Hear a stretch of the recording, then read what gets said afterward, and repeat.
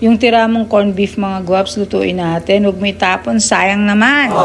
So, mag-isa ka lang ng sibuyas sa konting mantika kasi may mantika na yung corned beef. At ito, para maiba, lagyan natin ng french fries. Isosotay ko muna yung french fries kasama nitong sibuyas para mas lalong maging malasa. At ayan, idagdag nyo na yung inyong frozen na corned beef, yung inyong tirang corned beef para hindi masayang. Mahinang apoy lang para hindi masunog yung corned beef kasi nga frozen. Splash nyo lang ng konting tubig para moist. Nagdadagdag din ako ng butter para may twist at mas malinamnam. Haluin nyo lang ng swabe para maganda ang kalabasan ng inyong ulam. Siguraduhin nyo lang din na luto na yung french fries na hinalo natin kanina. Ako gusto ko medyo tutong ng konti para mas masarap.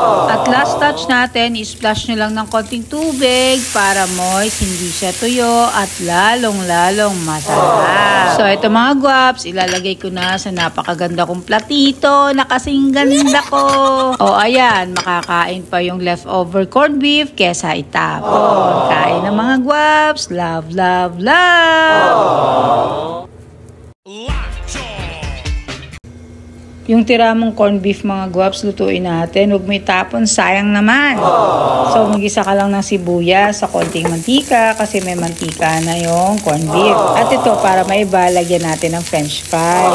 Isosotay ko muna yung french fries kasama nitong sibuyas para mas lalong maging malasa. At ayan, idagdag nyo na yung inyong frozen na corned beef, yung inyong tirang corned beef para hindi masayang. Mahinang apoy lang para hindi masunog yung corned beef kasi nga frozen. Splash nyo lang ng konting tubig para moist. Nagdadagdag din ako ng butter para may twist at mas malinamnam. Haluin nyo lang ng swabe para maganda ang kalabasan ng inyong ulam. Siguraduhin nyo lang din na luto na yung french fries na hinalo natin kanina. Ako gusto ko medyo tutong ng konti para mas masarap. At last touch natin, i-splash nyo lang ng konting tubig para moist, hindi siya tuyo at lalong masarap.